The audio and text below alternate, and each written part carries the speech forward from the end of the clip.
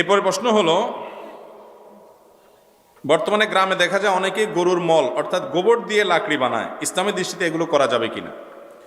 গরুর মল অর্থাৎ গোবর, এটা দিয়ে যদি লাকড়ি বানান, এটা শুকিয়ে যখন যায়, এটা দিয়ে ভাত তরকারি রান্না করে খেতে কোনো অসুবিধা নেই।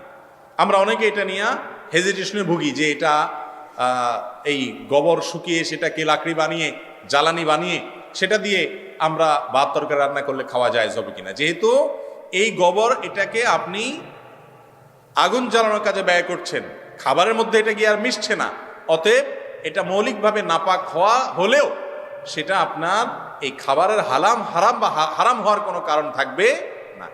তবে এই গোবর যখন শুকনা থাকে, যখন আপনার টাচ করলে হাতে লাগে না বা বোঝা যায় না, আলামত থাকে না, বা থাকলেও ধুয়ে ফেললে চলে যায়, তখন সেই শুকনা আপনার জ্বালানিটা ধরে চুলাতে রান্না বাড়া করাতে কোনো অসুবিধা নেই, কোনো হবে না।